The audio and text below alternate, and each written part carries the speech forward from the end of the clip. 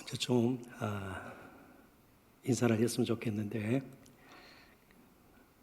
메리 크리스마스 우리가 너무나도 익숙하게 잘 알고 있는 인사말이에요. 이미 1부, 2부, 3부 때 제가 좀 의미를 파헤쳐서 소개를 해드렸는데, 메리라는 말은 흥겨운, 즐거운 그런 뜻입니다. 그래서 크리스마스는 크라이스트, 그리스도와 메스, 원래는 라틴어예요. 미사라도 이해할 수 있고요. 혹은 페스티벌, 축제로도 이해할 수 있는 그런 단어입니다. 그러니까 크리스마스 그러면은 그리스도를 위한 미사, 우리 같으면 예배일 거예요. 그 다음에 그리스도를 기뻐하며 우리가 가지는 축제, 메리는 즐거운, 흥겨운, 그러니까 메리 크리스마스 그러면 예수 그리스도를 예배하면서 정말 즐거워하기를 원하고 감격이 우리에게 되살아나기를 원합니다. 가장 큰 축제는 그리스도가 높임받을 때 아니겠어요? 예수님의 이름이 높임받을 때 그것이 우리에게 감격이 되고 말이죠. 그래서 이 시간 그 마음을 담아서 정말 예배의 주인공은 예수님이시, 특별히 성탄 주일에 말이죠. 하나님이셔야 됩니다. 우리가 흥겹고 즐거움은 두 번째 문제예요. 그런데 어느 순간부터 예배 순서, 예배 분위기, 예배 디자인 그러면서 자꾸만 우리 마음이 좀 움직여야 되고 우리에게 익숙해져야 되고 그런 부분에서 자칫 잘못하면 메리 크리스마스 가운데도 크라이스트는 빠져버리는 우리를 범할 수가 있는 거예요. 오늘 저녁에 칸타타도 하죠. 칸타타 하는 이유가 무엇일까요?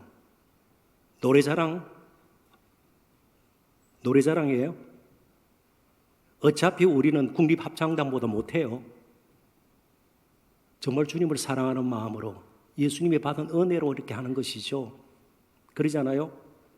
우리 정말 청년들이 그리고 우리 어른들이 함께 모여서 예배하는 것, 그리스도께서 살 찢기시고 피 흘리신 그 십자가로부터 시작된 그리스도의 몸된 교회, 몸된 교회는 늘 찢어질 수밖에 없고 아파요.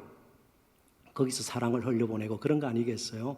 그래서 정말 그런 마음을 가지고 우리가 서로 인사를 했으면 좋겠습니다. 저부터 먼저 성도 여러분들에게, 청년 여러분들에게 메리 크리스마스 그렇게 할 텐데요. 의미를 좀 되새기면서 그리고 서로에게 그런 마음을 품고 앞으로 옆으로 또 즐거운 정말 기쁜 행복한 복된 성탄절이 되기를 바랍니다. 그렇게 인사하겠습니다. 제가 먼저 인사합니다. 메리 크리스마스. 자, 서로에게도요. 네, 감사합니다. 감사합니다. 이제 말씀을 좀 나누고 오늘은 아마 우리 청년들도 함께 성탄절 칸타타에 동참하기로 되어 있나요? 그렇게 하면서 정말 성탄의 주님을 찬양으로 또 우리의 마음으로 기도로 함께 높여드리는 시간이 되었으면 좋겠습니다.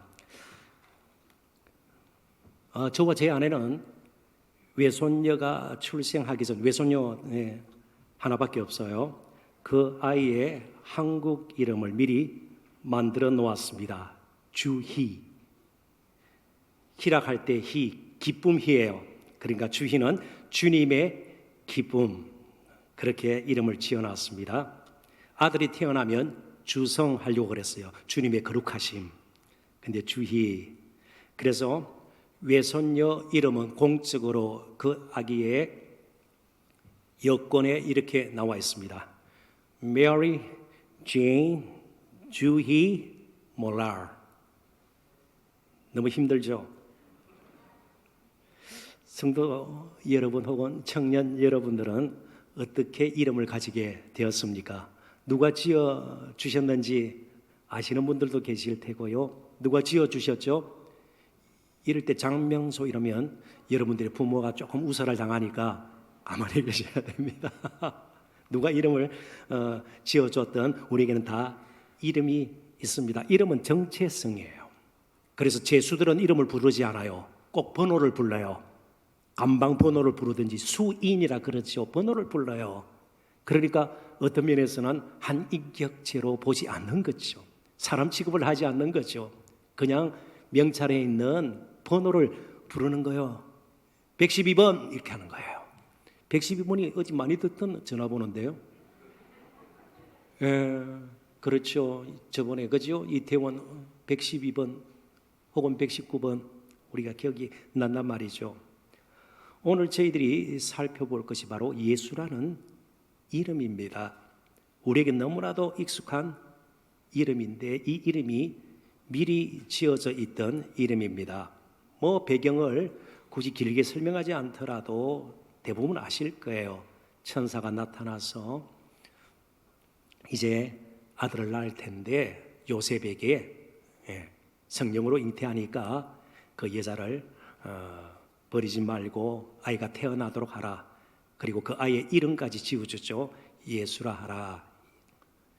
그리고 그 아이는 백성의 죄를 사하시기 위해서, 죄에서 건지시기 위해서 오는 아이기 때문이다. 이게 배경 아니겠습니까?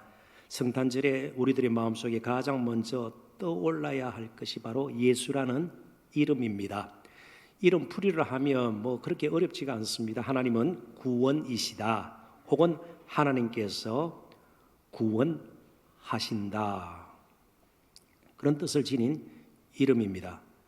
그런데 놀랍게도 예수라는 이름은 유대인 남자에게는 특별한 이름이 아니에요. 많은 유대인 남자들이 예수라는 이름을 가지고 있습니다. 그런데 예수라는 이름이 우리에게 특별히 각인되는 것은 그분의 정체성 때문입니다. 그분이 어떤 이유로 오셨는가, 그분의 탄생 목적이 너무나도 다르기 때문입니다. 보통 유대인 남자아이들은요, 태어나면 8일째 이름을 붙여줍니다. 8일째가 뭐 하는 날인지 혹시 기억이 나시나요? 유대인들에게 할례를 받는 날이에요. 그때 이름이 주어집니다. 언약의 백성으로 이제 이름도 가지게 되는 거죠. 이스라엘, 유다 자손 백성이다. 이렇게 이름을 붙여주는데요. 이 예수의 이름은 언제요? 8일째 되는 날요? 아니에요. 언제요? 창세 전부터 저와 여러분을 구원하시기 위한 하나님의 그 정말 깊은 경륜 가운데 그때 이미 이름이 주어진 걸로 우리는 충분히 추정할 수가 있는 것이죠. 자, 죄에서 건지러 오신 예수, 그러면은요, 그 예수의 이름 앞에 선 우리는 뭐가 되어야 되나요? 건짐을 받아야 할 죄인들. 맞습니까? 그렇게 어렵지가 않아요. 문제는 많은 사람들이 건짐을 받아야 할, 특별히 죄에서 건짐을 받아야 할 죄인임을 인정하지 않는 데 있습니다. 그 어떤 사람도 성탄절 자체를 거부하지는 않아요. 최소한 공휴일이니까요. 그렇지만 성탄에 대해서는 관심이 없습니다. 이제 이 아이가 자라나서 예수 청소년이 되고 예수 청년이 되겠죠. 그리고 나중에 예수 선생님이 됩니다. 그 누구도 예수님의 이 땅에서의 행적 자체를 굉장히 걸고 넘어지고 그리고 탓하고 틈을 잡고 그러지는 않습니다. 너무나도 훌륭하게 사신 분, 너무나도 멋진 분, 부정 안 해요.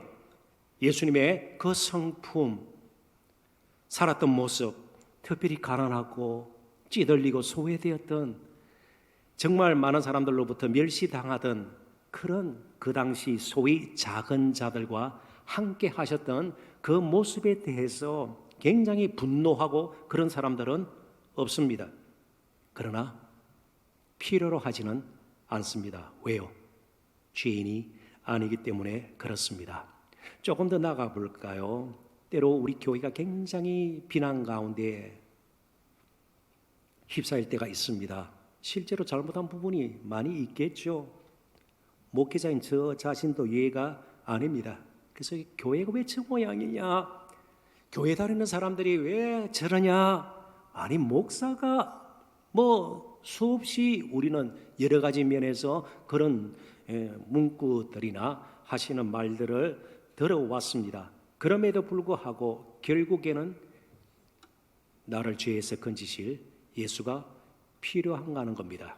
그러자면 예수는 필요가 없죠. 그렇다면 굉장히 중요한 것이 무엇입니까? 바로 자신이 죄인임을 먼저 아는 겁니다.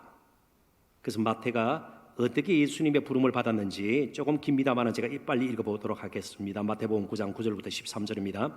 예수께서 그곳을 떠나 지나가시다가 마태라 하는 사람이 세간에 앉아 있는 것을 보시고 이르시되 나를 따르라 하시니 일어나 따르니라. 예수께서 마태의 집에 앉아 음식을 잡수실 때에 많은 세리와 죄인들이 와서 예수와 그의 제자들과 함께 앉았더니 바리새인들이 보고 그의 제자들에게 이르되 어찌하여 너희 선생은 세리와 죄인들과 함께 잡수시느냐? 예수께서 들으시고 이르시되 건강한 자에게는 의사가 쓸데없고 병든 자에게라야 쓸데있느니라. 너희는 가서 내가 긍휼을 원하고 제사를 원하지 아니하노라 하신 뜻이 무엇인지 배우라. 나는 의인을 부르러 온 것이 아니요 죄인을 부르러 왔노라 하시니라.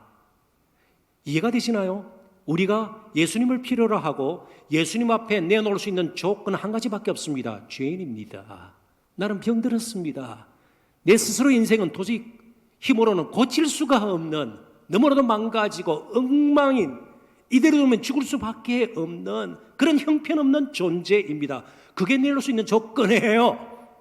뭔가 성품이 대단히 잘 다듬어서 훌륭하고 뭔 재산도 있고요, 뭐 어느 정도 학벌도 있고 엘리트 수준이 되어야 예수님께서 우리를 불러주시고, 아니에요.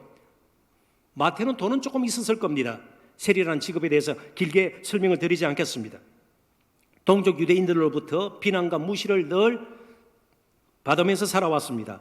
그렇다면 그에게는 열등감이 있었을 겁니다. 그리고 자책감, 내가 왜 세리 생활을 시작해가지고 이 모양이 되었을까? 망가진 자존감도 있었을 겁니다. 유대인들이 사람 취급을 하지 않는 거예요. 마치 번호를 부르듯이 그렇게 이 마태는 늘 사람들에게 그런 취급을 당했습니다. 그렇지만 그는 자신이 죄인임을 알았습니다. 조금 나아가기 전에 한 가지 특이한 은혜를 우리가 나누고 싶습니다. 자신이 죄인이라고 고백하는 이런 은혜가 세상에는 없어요. 세상에서는 조그만한 허물, 잘못도 감추려고 하고요, 덮으려고 하고요, 남이 알까봐 숨기려고 해요. 그리고 마지막 순간까지 실제로 죄를 범했음에도 불구하고 버틸 만큼 버텨요. 그런데 예수님께 나아가려면, 예수님 앞에 설 때 우리는요 죄인임을 아는 거예요. 내 인생이 이렇게 형편없는 죄인입니다. 그것밖에 내놓을 것이 없어요. 그러니까 내가 죄인입니다 고백하는 것은, 이건 이미 세상적인 논리와 이성과 경험과 판단으로 되어지는 것이 아니에요. 이것 자체가 은혜입니다. 아주 이상한 은혜고요, 이상한 선물이에요. 이렇게 고백되어지는 것 말이죠. 더 나가서 마태는요 18장에도 나와 있듯이 1만 달란트 빚진 자, 100데나리온 빚진 자, 빚 탕감의 비유를 통해서 죄사함이 얼마나 중요한가를 다시, 다른 복음서에는 없어요, 마태복음에만 기록이 되어 있습니다. 그리고 마지막 한 군데만 더 보는데요, 예수님께서 이제 제자들과 십자가에 못 박히시기 전에 마지막 만찬을 하게 됩니다. 그때 떡을 떼어서 나눠주시고 또 포도주를 돌리지 않습니까? 그때 그 광경을 우리가 되새기면서 예수님께서도 기념하라 해서 오늘날 성찬식을 가지게 되는 겁니다. 그런데 다른 복음서에는 없는 유독 저희들이 주목할 만한 문구가 있습니다. 마태복음 26장 28절 한번 볼까요? 이것은 죄사함을 얻게 하려고 많은 사람을 위하여 흘리는 바 나의 피 곧 언약의 피니라. 죄사함을 얻게 하려고, 다른 복음서에도 성찬 마지막 만찬에 대해서 다 기록을 하고 있습니다. 그런데 마태복음에만 죄 사함을 얻게 하려고. 자, 그렇다면 마태는 죄 사함이 얼마나 중요한지, 용서받음이 얼마나 감격스러운지 그 누구보다도 경험했던 자입니다.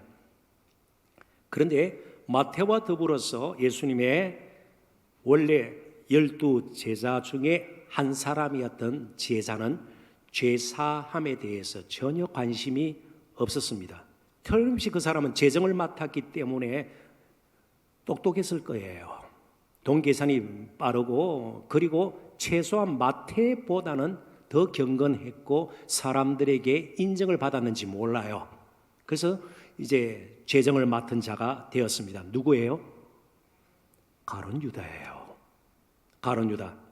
훨씬 인간적으로 볼 때는요, 가룟 유다가 무슨 죄를 많이 범해가지고 사람들에게 핀찬을 받고 마태가 취급당하던 식으로 취급을 당했다는 흔적은 전혀 없습니다. 그런데 마태복음 27장 6절부터 8절, 그리고 이 가룟 유다 이야기는요, 마태복음에만 기록이 또 돼요. 가장 가까운 동료 제자 이야기를 마태는 굳이 하게 되는 겁니다. 자, 마태복음 27장 6절부터 8절을 읽어볼게요.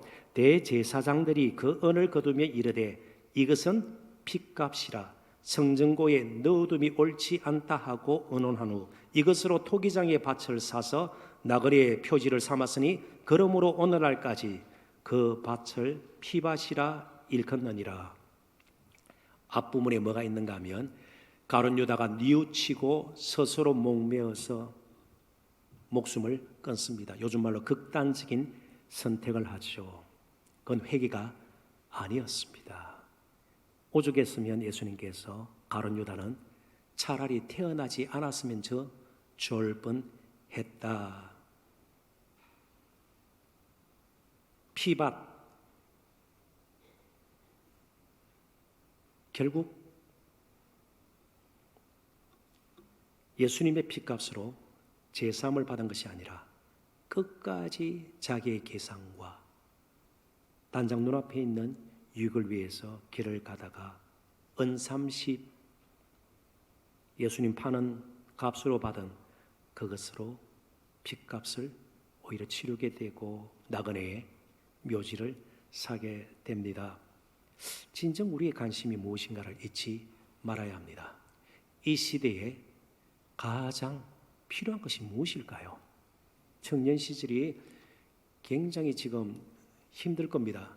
제가 대학교를 졸업할 때요, 어디를 갈까 졸업하고 말이죠, 어떤 직장을 갈까, 그때 중동붐도 막 일어나서 말이죠, 몇 년간만 버티면 목돈을 질 수도 있고요, 여기저기서 정말 일자리가 많았어요. 요즘 그렇지 않지 않아요?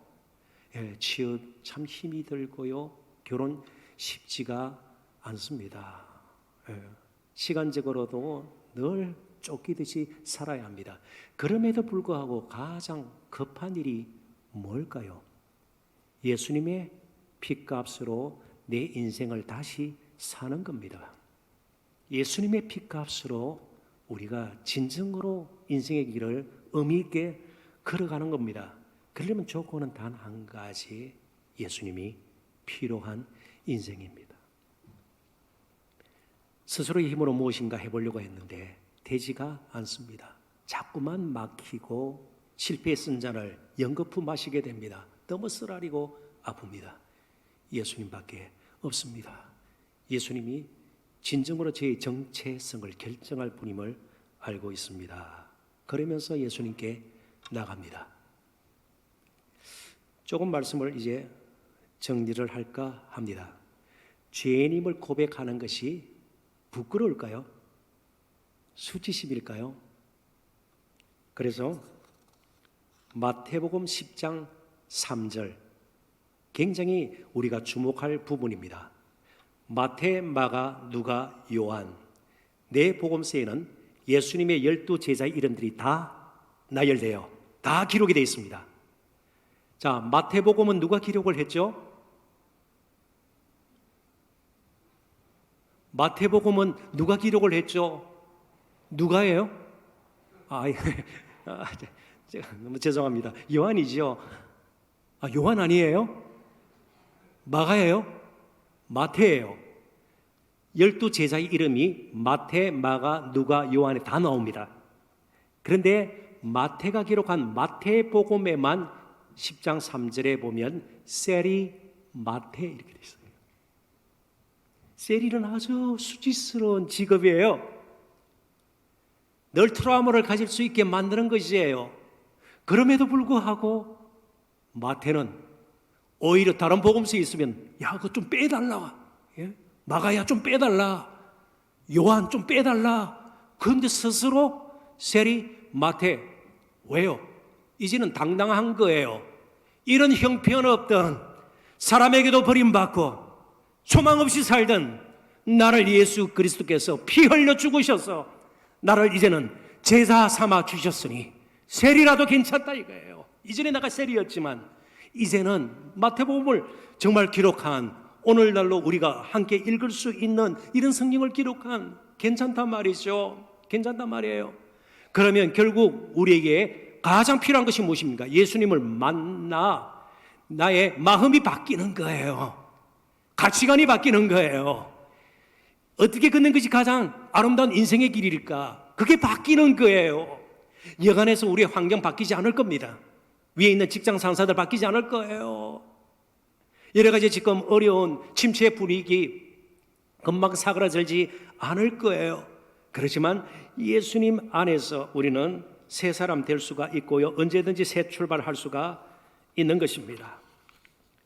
세리, 그 수치스러운 이름, 지우고 싶은 이름, 부끄러운 이름 괜찮다예요. 그래서 사도 바울도 예수님을 만나 죄인 중에 개수라 그랬어요. 그렇지만 이방인의 사도로 그는 쓰임을 받았고요. 베드로 역시 누가복음 5장에 보면 깊은데 그물을 나래라, 예수님의 말씀을 듣고 업으로서의 모든 것을 내려놓고 따랐을 때 그물이 찢어질 정도로 물고기가 잡혔습니다. 그때 튀어나온 것이, 그 입에서 튀어나온 말이 무엇이에요? 나는 죄인으로서이다, 나를 떠나놓으소서. 그런 고백이 있은 다음 예수님께서는 이제부터는 사람을 낚는 어부가 되게 하리라. 좀 바꾸고 싶죠? 저도 그래요. 참 못난 목사지만 우리 교회가 좀 많이 변하기를 원했는데 그런 같이 못한 것 같아요. 우리 청년 여러분들도 우리 인생에 좀 앞길이 지금 정말 때로는 따분하고 지치고 그런 가운데서 바뀌기를 원하잖아요. 연세 드신 우리 노 권사님들 어때요?